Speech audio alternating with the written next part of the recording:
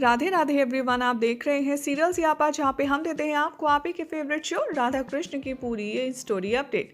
आज रात के एपिसोड में दिखाया जाएगा कि बलराम दाऊ काफ़ी ज़्यादा गुस्से में होंगे और यहाँ पर वो महादेव से कहते हुए नजर आएंगे कि महादेव, चाहे जो हो जाए आप इसे मन वांछित फल मत दीजिएगा। आप अपने मुख से ऐसी कोई तथास्तु जैसे शब्द निकालिए ही मत जिससे रोमहर्षण का जो सपना है वो पूर्ण हो। ये बात सुनकर महादेव क्रोधित हो जाते हैं और कहते हैं कि बलराम, तुम शब्दों से मेरा अपमान कर रही हो। मैं किसको क्या करना है और क्या नहीं ये मैं तुमसे नहीं जानूंगा। मुझे रोमहर्षण को उसका मनवांछित वर देना होगा और मैं देकर के ही रहूंगा। यहाँ पर रोमहर्षण अंदर ही अंदर सोचता है कि बलराम तो बहुत ही ज़्यादा क्रोध में है। अगर मैंने कुछ अपने लिए नहीं मांगा तो ये तो मेरा वध अवश्य कर ही देगा। यहाँ पर महादेव भी रोमहर्षण से कहते हैं कि महादेव की आज्ञा है, रोमहर्षण मांगो, तुम्हें क्या मांगना है, अपना वर मांगो। यहाँ पर बलराम दाऊ इतने ज़्यादा क्रोध में होते हैं, वो कहते हैं मांग रोमहर्षण मांग, अपने जीवन का अंतिम वर मांग। ये सुनिश्चित कर लेना कि तू जो भी कोई वर मांगेगा उसके पश्चात भी तेरी मृत्यु मेरे हाथों निश्चित है। रोमहर्षण काफ़ी ज़्यादा डर जाता है और वो डरा सहमा बोलता है कि मैं आपसे अभयदान का वर मांगना चाहता हूँ। राधा कहती हैं कि आप ऐसा मत कीजिए बलराम दाऊ, महादेव की वचन के खिलाफ आप मत आइए, अन्यथा आप दोनों को आपस में द्वंद्व करना होगा। यहाँ पर वो समझाते की कोशिश करती हैं लेकिन राधा की बात नहीं मानती। फिर वो कृष्ण के पास जाती हैं और कहती हैं कि कृष्ण, तुम कुछ करते क्यों नहीं? तुम्हें पता है ना, महादेव और हमारे बलराम दाऊ दोनों ही एक दूसरे के पूरक हैं, हम ऐसा इन दोनों के साथ में नहीं हो सकता। यहाँ पर रोमहर्षण अपना अभयदान का वर मांग लेता है, जिसे सुनकर के सभी लोग काफ़ी ज़्यादा हैरान हो जाते हैं।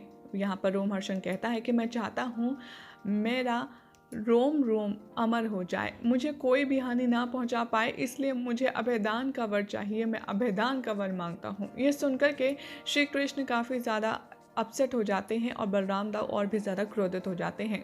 अभयदान की खुशी सुनकर के शुक्राचार्य और शाल्व भी बहुत ज़्यादा प्रसन्न होते हैं और ये देख कर के यहाँ पर बलराम दाऊ बहुत ही ज़्यादा क्रोध में होते हैं और वो कहते हैं कि महादेव, कुछ भी हो जाए आप तथास्तु का उपयोग मत कीजिएगा। और यहाँ पर बार बार महादेव अलर्ट करते रहते हैं कि तुम मेरी इंसल्ट मत करो, अन्यथा मुझे तुम्हारे खिलाफ जाना होगा। यहाँ पर बलराम दाऊ इतने क्रोध में होते हैं कि वो अपना हल प्रकट कर लेते हैं और रोमहर्षण पर वार करने ही वाले होते हैं। तब श्री कृष्ण चुटकी बजाते हैं और सब रुक जाते हैं। यहाँ पर राधा, बलराम दाऊ, महादेव और श्री कृष्ण सिर्फ एक दूसरे के साथ बात कर सकते हैं, बाकी सब फ्रीज हो जाते हैं। यहाँ पर बलराम दाऊ को देख कर के श्री कृष्ण कहते हैं कि मैं जानता हूँ आप किसी भी क्षण इसका वध कर सकते हैं और करना भी चाहते हैं, लेकिन क्या आप महादेव के वचन का पालन नहीं करेंगे? क्या आप महादेव के खिलाफ जाकर के रोमहर्षण का अंत करेंगे? उन्होंने जब वर दे दिया है तो आप उनके वर का अपमान कैसे कर सकते हैं?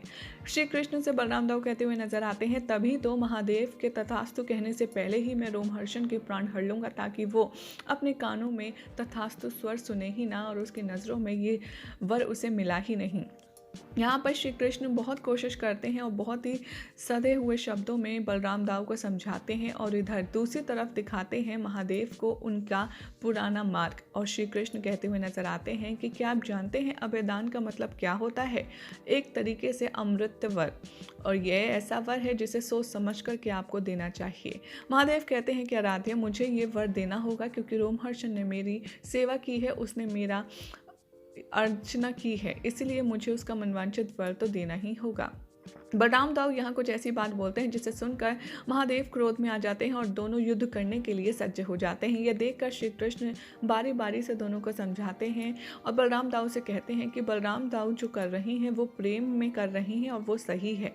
आप जो कर रहे हैं वो भी आराधना में कर रहे हैं, जो कि प्रेम से ही जुड़ा है, वो भी सही है। लेकिन मैं बस इतना कहना चाहूँगा कि पहले भी आप जब अपनी अर्धांगिनी से दूर होने के चलते काफ़ी ज़्यादा क्रोध में लीन थे, तब आपको मार्ग दिखाने के लिए नारायण को स्वयं हस्तक्षेप करना पड़ा था, क्योंकि आप इतनी ज़्यादा क्रोध में थे कि आपने अपना तीसरा नेत्र खोल लिया था।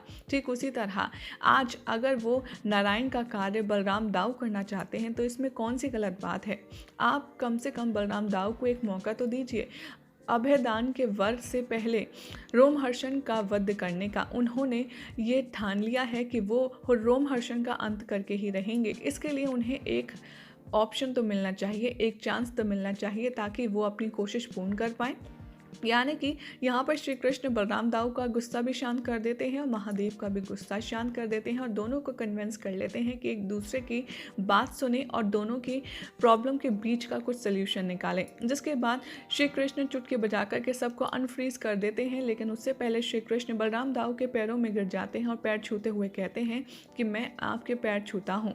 ये सुनकर के बलराम दाऊ बहुत ज़्यादा इमोशनल हो जाते हैं और कहते हैं कि कान्हा ये तुम क्या कर रहे हो, मैं मात्र शेषनाग हूँ और तुम समस्त ब्रह्मांड के नारायण, तुम मेरे पैर नहीं छू सकते, प्लीज़ मैं ऐसा मत करो, तुम उठ जाओ। यहाँ पर वो बहुत रिक्वेस्ट करते हैं और श्री कृष्ण कहते हैं कि नहीं, कुछ भी होने से पहले मैं आपका छोटा भाई हूँ और आप मेरे बड़े भाई, और मुझे मेरे बड़े भाई का आशीर्वाद लेने से कोई नहीं रोक सकता। यहाँ पर कृष्ण कहते हैं कि मैं चाहता हूँ आप अपना हट छोड़ दें, अन्यथा मैं आपके पैर नहीं छोड़ूंगा। यहाँ पर श्री कृष्ण की ये स्वीट सी चीज़ देख कर के बलराम दाऊ के हाथ से हल छूट जाता है, वो रोने लगते हैं। वो नीचे बैठते हैं श्री कृष्ण को उठाने के लिए और कहते हैं कि बोलो कान्हा, तुम्हें क्या चाहिए। यहाँ पर श्री कृष्ण अपने हाथ फैला देते हैं और कहते हैं कि मुझे भीख चाहिए, मुझे अपने वचन की भीख चाहिए। मैं आपसे मांगता हूँ कि आपको मुझ पर विश्वास है या नहीं। तो अगर आपको मुझ पर विश्वास है तो मैं जो कह रहा हूँ वो करने दीजिए, जो हो रहा है वो होने दीजिए। बलराम दाऊ रोते रोते श्री कृष्ण को वर तो दे देते हैं, लेकिन वो अंदर से टूट जाते हैं। ये सब कुछ देख कर राधा बहुत ज़्यादा रोती हैं और सुपर इमोशनल हो जाती हैं। इधर दिखाया जाएगा कि जो महादेव है वो भी बात को समझते हैं और गुस्सा त्याग देते हैं और श्री कृष्ण और बलराम दाऊ का ये मिलन देख कर के वो भी अपना वर सोच समझ कर देने का वरदान देते हैं। इधर दिखाया जाएगा कि श्री कृष्ण चुटकी बजाते हैं, सब कोई अनफ्रीज हो जाते हैं, लेकिन शुक्राचार्य को पता चल जाता है कि कृष्ण ने छल से ये कार्य किया है, इसीलिए जो मैं रोमहर्षण से कहूँगा वो वही वर मांगेगा। यहाँ पर रोमहर्षण अनफ्रीज होते हुए कहता है, महादेव मुझे ऐसा फील हो रहा है कि जैसे मैंने वर मांग लिया हो, लेकिन मैं पुनः वर मांगता हूँ। यहाँ पर वो आंख बंद करता है और कहता है कि गुरुदेव मेरी सहायता कीजिए। यहाँ पर शुक्राचार्य कहते हैं कि मैं जो कह रहा हूँ तुम सिर्फ वो ही रिपीट करना। शुक्राचार्य की बात सुनकर के रोमहर्षण कहता है कि मैं चाहता हूँ कि मुझे अभयदान दिया जाए, वो भी इस बलराम दाऊ से। यहाँ पर महादेव कहते हैं कि देखो, हर एक वरदान की कुछ ना कुछ गरिमा होती है, इसलिए मैं तुम्हें अभयदान ऐसे नहीं दे सकता, ऐसा वर मैं तुम्हें नहीं दे सकता जिसमें तुम्हारी मृत्यु किसी के हाथ लिखी ना हो, क्योंकि किसी न किसी के हाथों तो तुम्हारी मृत्यु अवश्य होगी और मैं प्रकृति के खिलाफ नहीं जा सकता। इसीलिए तुम सोच समझ कर मांगो कि तुम्हें और क्या मांगना है। यहाँ पर शुक्राचार्य रिपीट करवाते हैं अपने साथ और रोमहर्षण यही बोलता है कि जल से, छल से, शस्त्र से, अस्त्र से और शरीर से मेरा अंत कोई ना कर पाए, इसलिए मुझे ऐसा वर चाहिए। रोमहर्षण यही रिपीट करते हैं, जिसे सुनकर के बलराम दाऊ काफ़ी ज़्यादा हताश हो जाते हैं और यहाँ पर महादेव तथास्तु का वर देकर के यहाँ रोमहर्षण की इच्छा पूरी करते हैं, जिसे देखकर वो बहुत ज़्यादा प्रसन्न होता है।